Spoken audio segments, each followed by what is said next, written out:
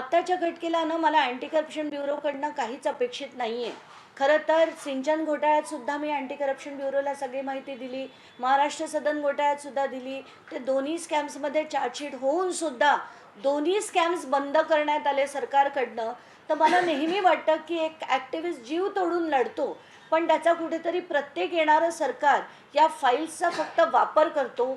तसं न करता खरंच शेतकऱ्याबद्दल काही वाटत असेल, त्यांच्या कृषीच्या पैशाबद्दल काही वाटत असेल, तर त्यांचा अनादर न करण्यासाठी अँटी करप्शन ब्युरोनी नीट चौकशी करावी आणि धनंजय मुंडेंना योग्य ती शिक्षा व्हावी अशी अपेक्षा मात्र माझी नक्कीच आहे. अँटी करप्शन ब्युरो मात्र जे आहे ते कम्प्लिटली सरकारच्या हातातलं भावलं आहे. त्यांना हवं असेल तर त्याच्यात कारवाई होईल, त्यांना नको असेल तर त्याच्यात कारवाई होणार नाही. कारण अँटी करप्शन ब्युरो असो, ईडी असो, या सगळ्या यंत्रणांचा कसा गैरवापर सरकार करतोय ते आपण बघतोच आहोत की या सगळ्यांचे सगळे लागेबांधे हे थेट धनंजय मुंडेपर्यंत जातील. पण सरकारला त्यांना वाचवायचंय की काय असाच प्रश्न पडतोय.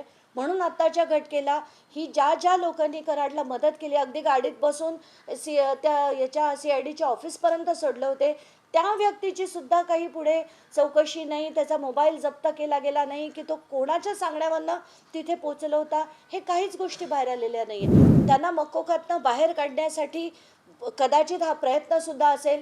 कदाचित उद्या उठून वाल्मिक कराड बाहेरसुद्धा येतील, आल्यावर भाजपतसुद्धा प्रवेश करतील. कुठे जातील, काय हे राजकारण करतील, काही भरोसा नाही आहे. आपण आपलं लढण्याचं काम करणार आहेत. धनंजय देशमुखसुद्धा लढण्याचं काम नक्कीच करतील आणि त्यांच्याबरोबर त्यांना साथ द्यायला मी शेवटपर्यंत राहीन, एवढंच मला त्यांना सांगायचं आहे. मॅम, आज 11:30 वाजता आपण लाचलुचपत प्रतिबंधक विभागाकडे जात आहे. धनंजय मुंडेंसंदर्भामध्ये आपण जे काही आरोप केले होते त्यात आता तुम्हालाही बोलवण्यात येते. नेमकं काय ते प्रकरण होतं आणि काय साधारणपणे या सगळ्या विषयासंदर्भात मला ACBनं पत्र दिलं आहे? अँटी करप्शन ब्युरोकडनं जे पत्र आलं आहे त्याच्यात असंच लिहिलं आहे की तुमच्याकडे जे धनंजय मुंडेंचे घोटाळे आहेत त्याच्याबद्दलची माहिती तुम्ही 2 दिवसात येऊन कार्यालयात सादर करावी. तर मी त्यांची फोन करून वेळ घेतली आज 11:30ची आणि तिथे मी कृषी घोटाळा आणि एक जो घोटाळा माझ्याकडे आला होता त्याचीसुद्धा माहिती त्यांच्यापर्यंत देणार आहे. अँटी करप्शन ब्युरोला खरं तर ऑफिस ऑफ प्रॉफिटशी काही घेणं देणं नाही आहे, तरी पण ऑफिस ऑफ प्रॉफिटसुद्धा कसं झालं होतं, त्यांनी राग घोटाळासुद्धा कसा केला आहे याचीसुद्धा माहिती मी त्यांच्यापर्यंत देणार आहे. आणि मी जे नॅनो युरिया अँड नॅनो DAPच्या बॉटल्स मागवल्या होत्या, अगदी रिटेल ऑनलाईन मागवल्या होत्या, त्याच्या इनवॉइस सकट त्या बॉटल्ससुद्धा मी अँटी करप्शन ब्युरोला सुपूर्द करणार आहे. साधारणपणे ते नेक्सस कसं चालू होतं, म्हणजे राखीचा विषय असेल किंवा आता तुम्ही ज्या बॉटलचा विषय केला, नेमकं काय त्याच्यामध्ये स्पेसिफिक तुमचं म्हणणं? Nano urea and nano DAP याच्या सकट 5 गोष्टींच्या कृषीमध्ये खरेदी करताना प्रचंड मोठा घोटाळा, म्हणजे दुप्पटपेक्षा जास्त किमतीने सरकारने घेताना दाखवलं आहे. पण जे रिटेलमध्ये जी गोष्ट अक्षरशः त्याच्या अर्ध्या किमतीने अवेलेबल आहे, अशा गोष्टीत लाखो बॉटल्स खरेदी करताना सुद्धा जो मोठा घोटाळा केला आहे त्याची सगळी माहिती मी अँटी करप्शन ब्युरोला देणार आहे. त्याच्यासकट मी ते जे सप्लायर्स होते त्यांचे जे बँक अकाउंट नंबर्स आहेत ते सुद्धा अँटी करप्शन ब्युरोला देऊन त्यांच्या बँकेची पहिलं चौकशी करा. त्याच्यातनं कॅश विड्रॉल्स झालेत की नाही, त्याच्यातनं कसे ट्रान्सफर्स झालेत याची सगळी माहिती काढा आणि तिथेसुद्धा पदोपदी जिथे जिथे माझी मदत लागेल तिथे मी करायला तयार आहे, अशी मांडणी मी त्यांच्या पुढे करणार आहे. ताई, तुम्ही पुरावे दिल्यानंतर धनंजय मुंडे यांच्या अडचणीत वाढ होण्याची किती शक्यता आहे आणि त्यांच्यावरती गुन्हा वगैरे दाखल होऊ शकतो का? आत्ताच्या घटकेला ना मला अँटी करप्शन ब्युरोकडनं काहीच अपेक्षित नाही आहे. खरं तर सिंचन घोटाळ्यात सुद्धा मी अँटी करप्शन ब्युरोला सगळी माहिती दिली. महाराष्ट्र सदन घोटाळ्यात सुद्धा दिली. ते दोन्ही स्कॅम्समध्ये चार्जशीट होऊन सुद्धा दोन्ही स्कॅम्स बंद करण्यात आले सरकारकडनं. तर मला नेहमी वाटतं की एक ॲक्टिव्हिस्ट जीव तोडून लढतो, पण त्याचा कुठेतरी प्रत्येक येणारं सरकार या फाईल्सचा फक्त वापर करतो. तसं न करता खरंच शेतकऱ्याबद्दल काही वाटत असेल, त्यांच्या कृषीच्या पैशाबद्दल काही वाटत असेल, तर त्यांचा अनादर न करण्यासाठी अँटी करप्शन ब्युरोनी नीट चौकशी करावी आणि धनंजय मुंडेंना योग्य ती शिक्षा व्हावी अशी अपेक्षा मात्र माझी नक्कीच आहे. साधारणतः किती कोटीचा हा सगळा घोटाळा आहे? काय नेमकं तुम्ही ट्रान्झॅक्शनच्या बाबतीत तुम्ही उल्लेख केलेला आहात? हा ट्रान्झॅक्शन इतर काही लोकांच्या माध्यमातून सुद्धा होऊ शकतं, त्या बाबतीत काही ठोस पुरावे आहेत का? 350 कोटीचा पहिला पार्ट होता त्याच्यातला आणि दुसऱ्या टप्प्यातला जास्त होता. आणि तर आत्ताच्या घटकेला या दोन्ही स्कॅम्सची माहिती मी देणार आहे.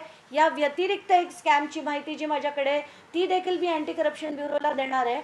आणि जसं मी म्हटलं होतं की आधी हा कृषी घोटाळा आहे आणि या व्यतिरिक्त महाजेनकोकडनं त्यांच्या कंपनीला मिळालेली जी राख होती, जी सरळ सरळ त्यांच्या बॅलन्स शीटवर दिसते, ज्या कंपनीत आधी धनंजय मुंडे होते, त्यांचे जे राज घनवट आहेत ते देखील आजपर्यंत आहेत, वाल्मिक कराड होते, ह्या सगळ्या मंडळींमध्ये जी म्हणजे व्यंकटेश्वरा इंडस्ट्रियल सर्व्हिसेस नावाची जी कंपनी आहे, टर्टल लॉजिस्टिक्स नावाची जी कंपनी आहे, या दोन्ही कंपन्यांची माहिती देणार आहेत. त्याच्यात तुम्ही नुसतं त्यांच्या याच्यावरनं सुद्धा बँक स्टेटमेंटवरनं सुद्धा अँटी करप्शन ब्युरोला सगळी माहिती मिळेल. एवढंच नाही तर त्यांनी महाजेनकोमधनं जी फ्लाय ॲश घेतली आणि ती इतर ब्रिक कंपनीजला विकली, एवढंच नाही तर ब्रिक कंपनीजच्या ट्रान्सपोर्टचं सुद्धा कॉन्ट्रॅक्ट हे महाजेनकोकडनं धनंजय मुंडेंना मिळालं होतं. या सगळ्या गोष्टी मी आता अँटी करप्शन ब्युरोकडे मांडणार आहे. ताई, तुम्ही महत्त्वाचा मुद्दा अधोरेखित केला की मी तक्रारी होतात, चौकशी होते, मात्र पुढे जे अपेक्षित परिणाम होणं अपेक्षित आहे ते होत नाही आहे. तुमचा एसीबीवरच तुम्ही प्रश्नचिन्ह उपस्थित केलेला आहे. जर एसीबीकडे तुम्हाला विश्वासार्हता वाटत नसेल तर पुढं केंद्रीय तपास यंत्रणा आहेत यांच्याकडे तुम्ही जाणार आहात का, किंवा तुमचा पत्रव्यवहार त्यांच्याशी झाला का? माझ्याकडे आत्ता 2 पर्याय होते जे मी दोन्ही ॲज इन्व्हेस्टिगेटिंग एजन्सीज एक्सप्लोअर केले. पहिलं म्हणजे मी लोकायुक्तांना पण पत्र लिहिलं होतं, अँटी करप्शन ब्युरोला देखील पत्र लिहिलं होतं. तर दोन्ही ठिकाणून म्हणजे आता लोकायुक्तांकडनं माझं 16 तारखेला हिअरिंग आहे आणि ते मला जास्त महत्त्वाचं वाटतं आहे, कारण त्या हिअरिंगला मुख्य सचिव, महाराष्ट्र शासन, कृषी सचिव आणि DG पोलिसांचे म्हणजे महाराष्ट्र पोलीसचे DG या तिघांनाही लोकायुक्तांनी आमंत्रण दिलं आहे. तर त्यांच्यापुढे डिपोज करणं मला जास्त योग्य वाटतं आहे, कारण आत्ताच्या घटकेला अँटी करप्शन ब्युरो मात्र जे आहे ते कम्प्लिटली सरकारच्या हातातलं भावलं आहे. त्यांना हवं असेल तर त्याच्यात कारवाई होईल, त्यांना नको असेल तर त्याच्यात कारवाई होणार नाही. कारण अँटी करप्शन ब्युरो असो, ED असो, या सगळ्या यंत्रणांचा कसा गैरवापर सरकार करतोय ते आपण बघतोच आहोत. ताई, तक्रार तुम्ही करताय आणि तुम्ही त्यांच्यावर प्रश्नचिन्ह देखील उपस्थित करताय. मग नेमकं ही तक्रार होईल, पुन्हा मग राजकारणासाठी वापर होईल? कसं आहे की प्रत्येक गोष्टीचं एक प्रोसिजर असतं. मला जर डायरेक्टली हायकोर्टात जायचं असेल तर त्याच्या आधी हायकोर्ट नेहमी म्हणतं की तुमच्या लीगल रेमेडीज तुम्ही एक्झॉस्ट करा. तर मी DG पासनं मुख्यमंत्री, उपमुख्यमंत्री सगळ्यांना हे डिटेल्स पाठवलेत. या व्यतिरिक्त मी सगळ्या यंत्रणांना हे डिटेल्स पाठवलेत. आता त्यांनी कारवाई केली नाही तरच मी हायकोर्टात जाऊ शकते. म्हणून मी माझे फक्त लीगल रेमेडीज एक्झॉस्ट करते.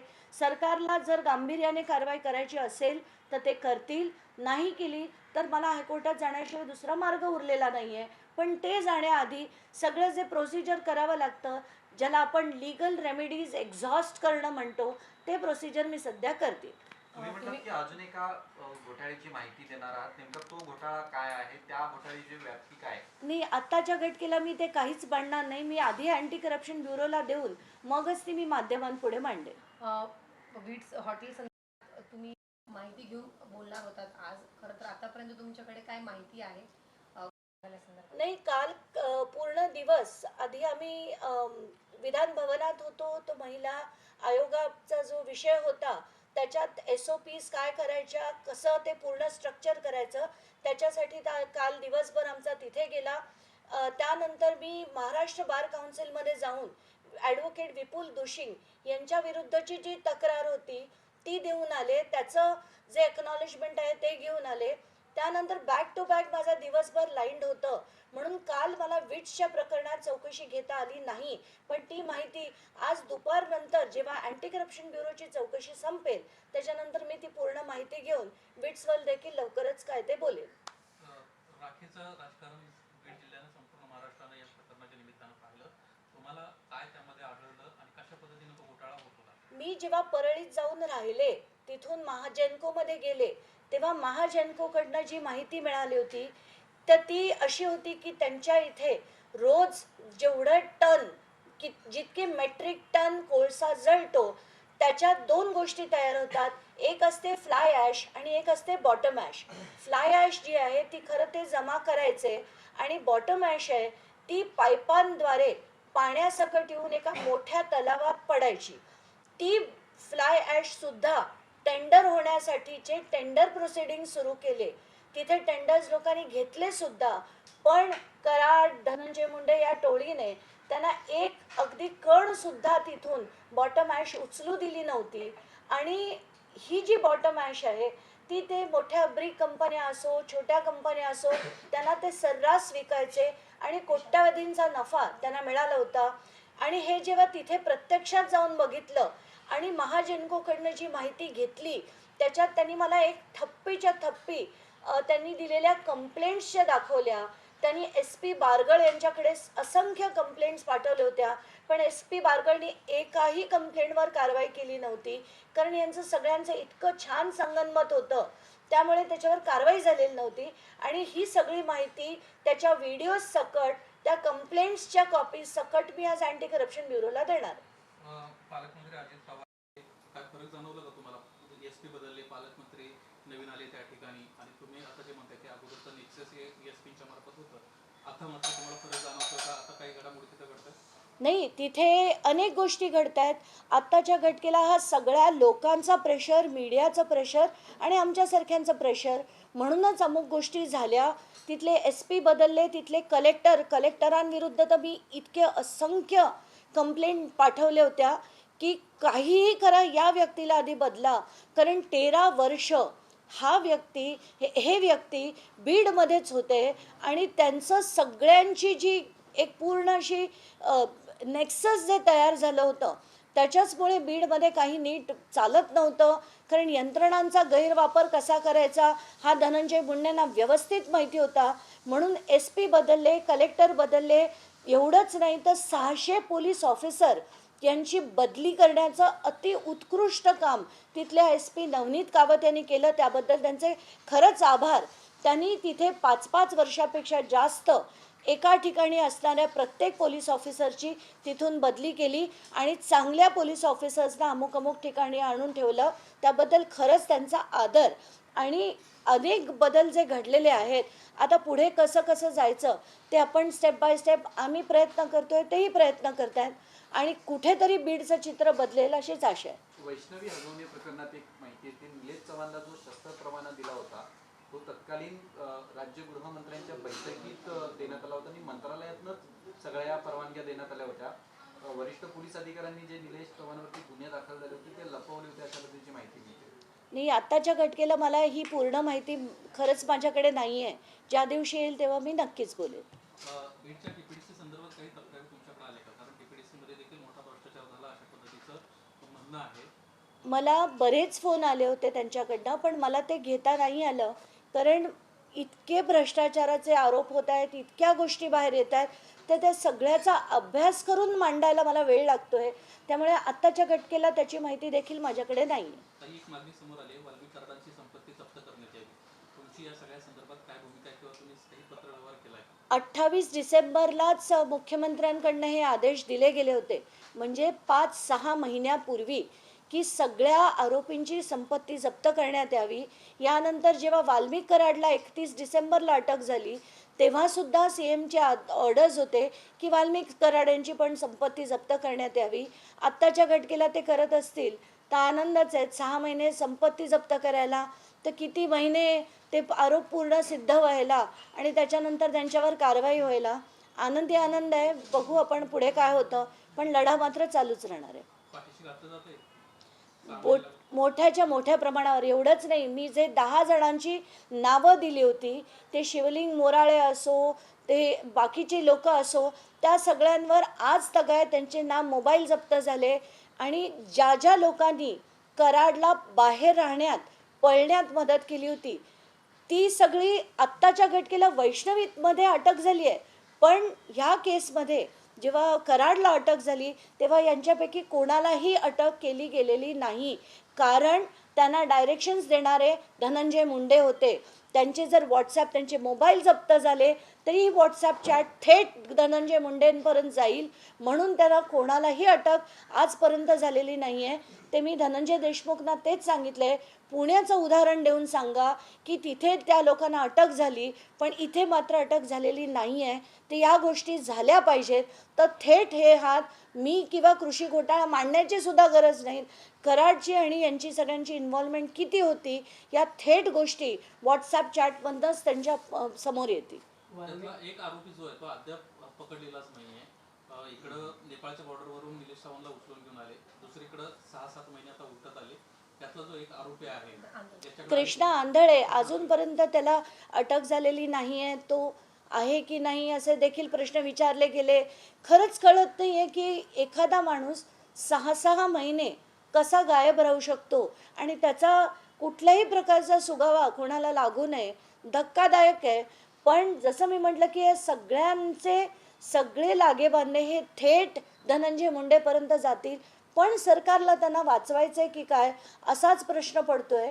म्हणून आत्ताच्या घटनेला ही ज्या लोकांनी कराडला मदत केली, अगदी गाडीत बसून त्या याच्या CIDच्या ऑफिसपर्यंत सोडलं होते, त्या व्यक्तीची सुद्धा काही पुढे चौकशी नाही. त्याचा मोबाईल जप्त केला गेला नाही की तो कोणाच्या सांगण्यावरनं तिथे पोचला होता, हे काहीच गोष्टी बाहेर आलेल्या नाही आहे. एवढंच नाही, चार्जशीटमध्ये सुदर्शन घुळेसारख्या लोकांचे पण अर्धवट जबाब झालेले आहेत. या सगळ्या गोष्टीची माहिती मी धनंजय देशमुखांना दिली आहे. नाही, या विषयावर अनेकदा मी मेसेजेस पाठवले, त्यांचंही उत्तर आलं की action will be taken, it will be taken immediately. पण पुढे काही होताना दिसत नाही. धन्यवाद. वाल्मिक कराड यांनी जामिनासाठी पुन्हा अर्ज केला आणि त्यांनी असं म्हटलं की मी मुख्य आरोपी नाही आणि माझा या संपूर्ण घटनेशी संबंध आहे. आता या सगळ्या गोष्टी होत राहणार आहेत, त्यांचे अर्ज येत राहणार आहेत, हळूहळू केसला डायल्यूट केलं जाणार आहे आणि त्यांना मकोकातनं बाहेर काढण्यासाठी कदाचित हा प्रयत्नसुद्धा असेल. कदाचित उद्या उठून वाल्मिक कराड बाहेरसुद्धा येतील, आल्यावर भाजपत सुद्धा प्रवेश करतील. कुठे जातील, काय हे राजकारण करतील, काही भरोसा नाही आहे. आपण आपलं लढण्याचं काम करणार आहेत. धनंजय देशमुखसुद्धा लढण्याचं काम नक्कीच करतील आणि त्यांच्याबरोबर त्यांना साथ द्यायला मी शेवटपर्यंत राहीन, एवढंच मला त्यांना सांगायचं आहे.